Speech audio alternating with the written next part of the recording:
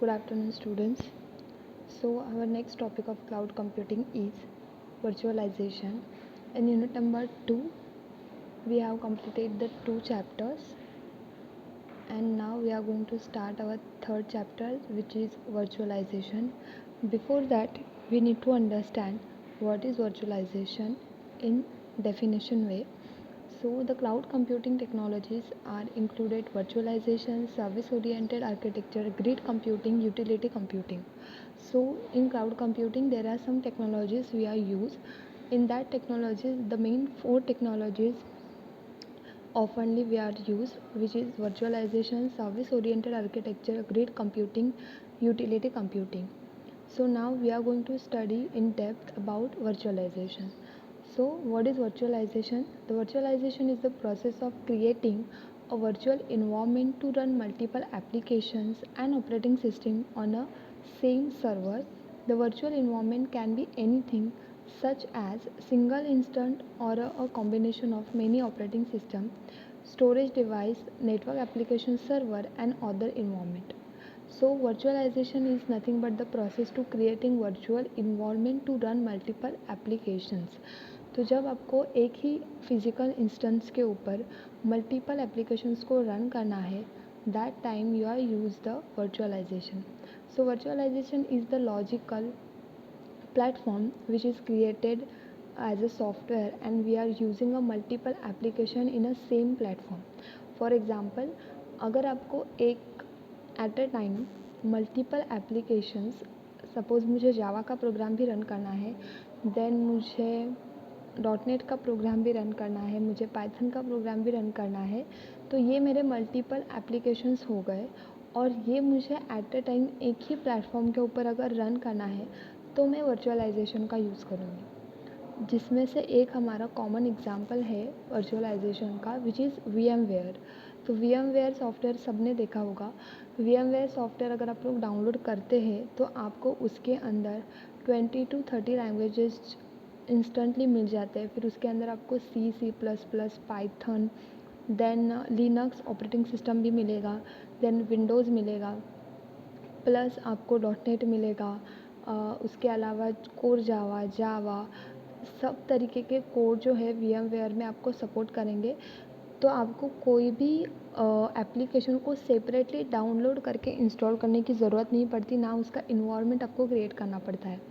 तो वर्चुअलाइजेशन क्या करेगा? तो वर्चुअलाइजेशन आपको हेल्प करेगा कि आप लोग इंस्टेंस फिजिकल जो भी आपका डिवाइस रहेगा वो इन्वायरमेंट पे multiple applications at a time run कर सकते हो. तो वर्चुअलाइजेशन एक लॉजिकल कंसेप्ट है.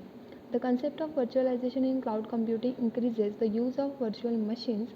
अ virtual machine is software computer or software program that not only works as a physical computer but can also function as a physical machine and perform the tasks such as running application or programs as per the user demand. तो virtualisation के अंदर आपको multiple application support करके मिलेंगे, multiple work आप लोग eight a time कर सकते हो. फिजिकल कंप्यूटर आपका एक ही रहेगा, मतलब एक ही मशीन के ऊपर आप लोग एट अ टाइम बहुत सारे काम कर सकते हो और ये एज़ पर यूज़र डिमांड रहता है. तो आपको जो एप्लीकेशन चाहिए वो एप्लीकेशन आप लोग वर्चुअल प्लेटफॉर्म के ऊपर रन कर सकते हो. Then the types of virtualisation. So the types of virtualization is hardware virtualization, server virtualization, storage virtualization, operating system data virtualization. So these are the 5 types which are included in virtualization. तो virtualisation को और detail में हम लोग देखते हैं. तो virtualisation is the creation of virtual rather than actual version of something such as server, a desktop, a storage device, an operating system or network resources.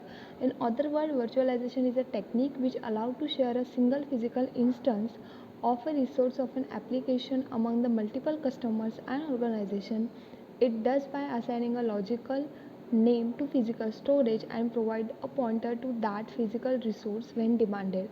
So basically cloud computing में आप लोग क्या करते हो? तो क्लाउड कंप्यूटिंग में जब आपको मल्टीपल डिवाइसेस का डेटा एक मल्टीपल स्टोरेज में कन्वर्ट करके स्टोर करना रहता है तो आप लोग लॉजिकली जो स्पेस रहेगा लॉजिकली आप लोग क्लाउड को पे करोगे और उसके अकॉर्डिंग आपका डेटा स्टोर करोगे। बट अगर आपके पास एक पीसी है और पीसी के अंदर टोटल 16 GB आपका रैम है, बट वो 16 GB पूरी तरीके से यूज़ नहीं होता है बिकॉज उतना आपका यूसेज नहीं है। तो अगर आपको डेली यूसेज के लिए या फिर आपका नॉर्मल यूसेज के लिए सिर्फ 8 GB तक का रैम जो है इनफ हो रहा है और बाकी का जो है वो ऐसे ही वेस्ट हो रहा है, तो ऐसे टाइम पे आप लोग वो जो 8 GB आपका रिमेनिंग रह रहा है उसको यूटिलाइज़ करना चाहते हो, ऐसे टाइम पे आप लोग वर्चुअलाइजेशन यूज़ कर सकते हो। कैसे करोगे कि इंस्टेड ऑफ कि आप लोग जावा का सेपरेट डाउनलोड करो सॉफ्टवेयर, डॉट नेट का, फिर अजैक्स है, एंड्रॉयड है, सबका अलग अलग सॉफ्टवेयर डाउनलोड करने से अच्छा है आप लोग एक VMware डाउनलोड करो जो कि हार्डली आपका 3 या 4 GB यूज़ करेगा आपके पीसी में से, और उसके अंदर आपको मल्टीपल एप्लीकेशंस अवेलेबल रहेंगे। ओके, वर्चुअलाइजेशन के अंदर या फिर वर्चुअलाइजेशन किस तरीके से काम करता है। सो बेसिकली वर्चुअलाइजेशन जो रहता है उसके अंदर हाइपरवाइज़र करके एक सॉफ्टवेयर रहता है। ये हाइपरवाइज़र जो है, ये हाइपरवाइज़र आपका जो प्लेटफॉर्म है उसको क्रिएट करने का काम करेगा। यानी ये हाइपरवाइज़र एक ऐसा सॉफ्टवेयर है जिसके अंदर मल्टीपल लैंग्वेजेस सपोर्ट करते हैं, या फिर उसकी कोडिंग इस तरीके से बनाई गई है कि इसके अंदर आप लोग मल्टीपल लैंग्वेजेस को रन कर सकते हो। देन अगर आपको VMware क्रिएट करना है या फिर आपको वर्चुअलाइजेशन क्रिएट करना है तो आपके पास 3 चीज़ें होना इम्पॉर्टेंट है: hypervisor, operating system and hardware. मतलब कि आपके पास उतना GB तक का स्पेस भी चाहिए कि ये पूरे लैंग्वेजेस को सपोर्ट करने वाला प्लेटफॉर्म इजीली डाउनलोड होके इंस्टॉल हो जाएगा, और इससे आपका जो है काम बहुत इजी हो जाएगा। ऑन डिमांड आप लोग कोई भी लैंग्वेजेस का यूज़ करके कोड कर सकते हो। ये वर्चुअलाइजेशन का एक मेन एडवांटेज है। 3 चीज़ें जो आपके पास चाहिए which is hypervisor, operating system and hardware. Hardware सबके पास रहता है, ऑपरेटिंग सिस्टम सबके पास रहता है। हाइपरवाइज़र आपको खुद क्रिएट करने की ज़रूरत नहीं है, जो लोगों ने इसको डेवलप किया है उन लोगों ने ऑलरेडी इस तरीके की कोडिंग की है कि आपको वर्चुअलाइजेशन या फिर VMware का कोई भी सॉफ्टवेयर अगर आप लोग डाउनलोड करोगे तो आपको इनबिल्ट ये तीनों चीज़ें मिलती है। Then what happened or what is the concept behind the virtualization? Creation of virtual machine over a existing operating system and hardware is known as the hardware virtualization. A virtual machine provides the environment that is totally logical, separated from underlying hardware. The machine on which the virtual machine is going to create known as the host machine, and that virtual machine is referred as a guest machine. तो basically host machine यानी क्या? Machine which is virtual is going to build, मतलब कि जो system के अंदर, जैसे कि अगर मेरा लैपटॉप है और मेरे लैपटॉप में अगर मैंने अलग अलग वर्चुअलाइजेशन क्रिएट किया है या फिर वर्चुअल स्पेस क्रिएट किया है, तो मेरा लैपटॉप जो रहेगा वो मेरी होस्ट मशीन रहेगी। और वर्चुअल में गेस्ट मशीन यानी क्या कि वो वर्चुअल प्लेटफॉर्म को जब अलग अलग यूज़र यूज़ करेंगे डाउनलोड करके तो वो मेरे गेस्ट मशीन में आएंगे या फिर वो गेस्ट यूज़र रहेंगे। देन उसके बाद इसको और इजीली अगर आपको समझना है तो बेस्ट एग्जांपल ये है कि जैसे आपके पास सब लोगों के पास लैपटॉप कंप्यूटर रहता है, आप लोग विंडोज़ में CDE ड्राइव यूज़ करते हो, राइट। ये यूज़ करने के साथ साथ जैसे कि देखिए अगर आप लोग 4 GB का रैम यूज़ कर रहे हो और सपोज़ आपको 1 GB का एक ड्राइव मिल रहा है, like C drive, E drive है, देन D ड्राइव है, ठीक है। बट ये तीनों ड्राइव यूज़ करने के बाद कुछ स्पेस आपका बचता है कि लाइक पूरा 1 GB आप लोग प्रॉपरली फिलअप करके यूज़ नहीं करते हो, बिकॉज हम लोगों को पता है कि जब भी आप लोग 4 GB का लैपटॉप लोगे या फिर कंप्यूटर लोगे तो वो पूरा 4 GB हमें नहीं मिलता, उससे कम ही मिलता है। और जब हम लोग कोई भी फाइल को स्टोर करते हैं, कोई भी सॉफ्टवेयर को डाउनलोड करके इंस्टॉल करते हैं, तो जो स्पेस वहाँ पे क्रिएट होता है उसमें कुछ ना कुछ थोड़ा स्पेस जो है बचता ही है। तो अगर आपका सेव ड्राइव आपको ऐसे दिखा रहा है कि अभी वो फुल हो चुका है, फिर भी उसके अंदर कुछ ना कुछ MBs रिमेनिंग रहती है। तो ऐसे टाइम पे कि पूरा अगर हमें मेमोरी को यूज़ करना है, पूरे मेमोरी को हम लोगों को यूटिलाइज़ करना है कि मुझे 1 MB तक का भी स्पेस जो है वेस्ट नहीं करना है, तो हम लोग विंडोज़ में क्या क्रिएट करते हैं, वॉल्यूम। ओके, ये वॉल्यूम एक वर्चुअल स्पेस रहता है। ये स्पेस कहाँ से क्रिएट होता है कि जो सी में बचा हुआ पार्ट है, थोड़ा सा जो स्पेस बचा है, या फिर डी में थोड़ा सा जो बचा हुआ स्पेस है, ये सबका एक कैलकुलेशन करके कुछ अमाउंट का स्पेस लाइक 10 MB 20 MB या फिर 1.5 GB तक का स्पेस जो है क्रिएट होता है। ये वर्चुअल स्पेस रहता है जिसे हम लोग वॉल्यूम क्रिएट करना बोलते हैं। अगर किसी को ये कंसेप्ट नहीं पता है तो प्लीज़ देखना कि विंडोज़ के अंदर वॉल्यूम कैसे क्रिएट करते हैं। ये वॉल्यूम अगर आप लोग क्रिएट करोगे और उसको एक नाम दोगे, लाइक अगर सपोज़ आपके पास CDE ड्राइव है तो मैं उसको F नाम दूँगी, तो ये एक सेपरेट पार्ट जो है क्रिएट हो जाता है। और ये क्रिएट होने के बाद में इसके अंदर भी फाइल जो है स्टोर करके कर सकती हूँ। जैसे मैं C ड्राइव यूज़ करूँगी वैसे ही मैं इसको भी यूज़ करूँगी। तो ये होता है वर्चुअलाइजेशन, यानी जो आपका फिज़िकल सिस्टम है जिसके अंदर कुछ जो स्पेस एम्प्टी रह गया है, कुछ रिमेनिंग रह गया है, ये पूरा उसका जो है कैलकुलेट करके एक ही उसका प्लेटफॉर्म बनाता है और इसके अंदर आप लोग मल्टीपल एप्लीकेशंस को रन कर सकते हो। तो जैसे हम लोग विंडोज़ में वॉल्यूम क्रिएट करते हैं, उसी तरीके से जब आप लोग ऑनलाइन सॉफ्टवेयर को डाउनलोड करते हो तो उसके लिए जो फिज़िकल स्पेस क्रिएट होता है, इससे अच्छा अगर आप लोग एक ही टाइम पे ऐसा प्लेटफॉर्म डाउनलोड करो जिसके अंदर मल्टीपल एप्लीकेशंस आपको मिलेंगे और उसको यूटिलाइज़ करो, वो आपका वर्चुअलाइजेशन रहेगा। यानी आप जब किसी पर्सनल लैपटॉप पे या फिर किसी भी कंप्यूटर पे जब डाउनलोड करके उसको इंस्टॉल करके यूज़ करोगे तो आपके पीसी का मैक्सिमम स्पेस जो है वो सेव हो जाएगा because of the virtualisation. Then उसके बाद वर्चुअलाइजेशन जो आप लोग क्रिएट करोगे या फिर वर्चुअलाइजेशन जो आप लोग डाउनलोड करके यूज़ करोगे, उसके लिए आपके पास 4 टाइप्स आते हैं, which is hardware virtualisation, operating virtualisation, server and storage. तो सबसे पहले हम लोग देखते हैं कि हार्डवेयर वर्चुअलाइजेशन में क्या होता है। When the virtual machine software or virtual machine manager is directly installed on the hardware system is known as hardware virtualization. The main job of the hypervisor is to control and monitoring the process, memory and other hardware resources. After the virtualization of hardware system, we can install different operating system on it and run different application on those operating system. So basically अगर आप लोग hardware virtualisation करोगे, इसका मतलब जो VMware या फिर जो VMware का जो भी सॉफ्टवेयर आप लोग डाउनलोड करोगे, वो डायरेक्टली अगर हार्डवेयर पे डाउनलोड करके उसको अटैच करोगे, तो हार्डवेयर पे डाउनलोड यानी एक्सटर्नली अगर आपके पास उसका सेटअप है हार्ड ड्राइव में, अगर उसको आप लोग लैपटॉप में अटैच करके यूज़ करोगे तब भी वो रन होता है और उसके अंदर अलग अलग ऑपरेटिंग सिस्टम आपको यूज़ करने को मिलेंगे। विंडोज़ भी मिलेगा, लिनक्स मिलेगा, यूनिक्स भी मिलेगा। तो बेसिकली देखो, जब भी आप लोग प्रॉपर एक अगर लैपटॉप यूज़ कर रहे हो या फिर कंप्यूटर यूज़ कर रहे हो तो आप लोग eight a time Linux and Windows install कर सकते हो बाय यूजिंग बूट, बट दोनों एक साथ यूज़ नहीं कर सकते। या तो आप लोग लिनक्स यूज़ करो, उसको लॉग आउट करो, फिर विंडोज़ को यूज़ करो, या फिर विंडोज़ को लॉग आउट करो फिर लिनक्स यूज़ करो।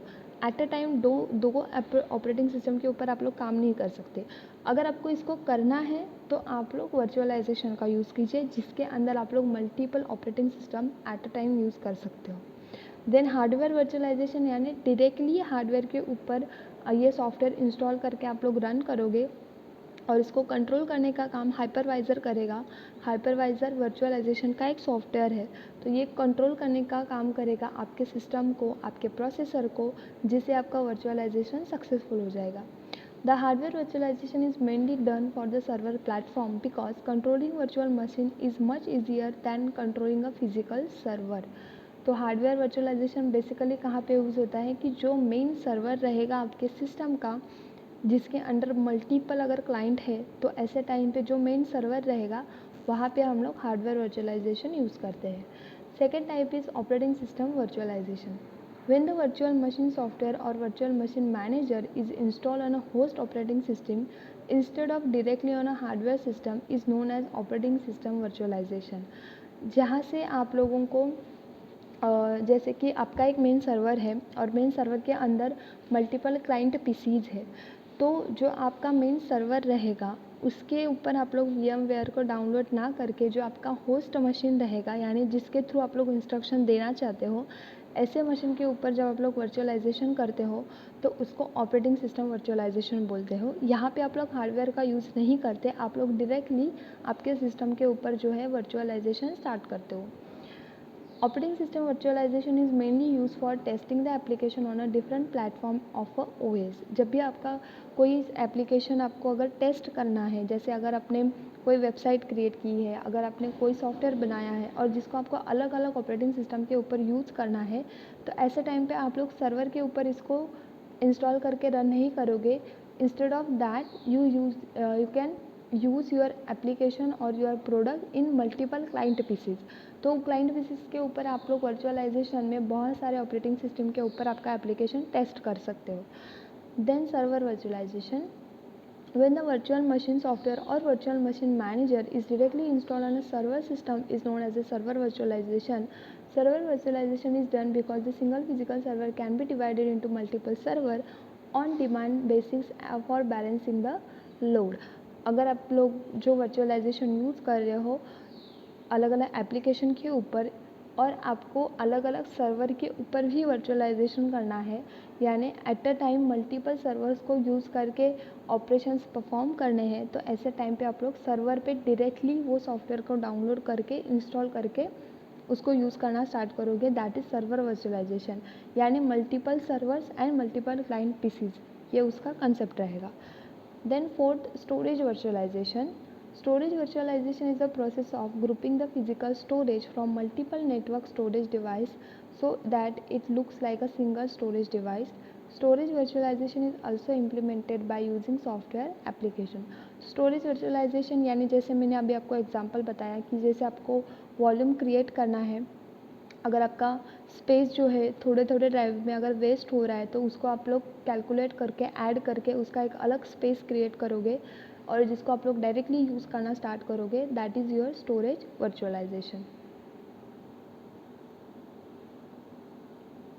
तो आई होप आपको वर्चुअलाइजेशन का कंसेप्ट क्लियर हुआ होगा. वर्चुअलाइजेशन को अगर आपको याद रखना है कि वर्चुअलाइजेशन एग्जैक्टली क्या होता है, तो वर्चुअलाइजेशन यानी आप लोग लॉजिकली एक स्पेस को क्रिएट करते हो जिसके थ्रू आप लोग मल्टीपल एप्लीकेशंस को एक ही प्लेटफॉर्म के ऊपर रन कर सकते हो. That is the very basic definition of virtualisation.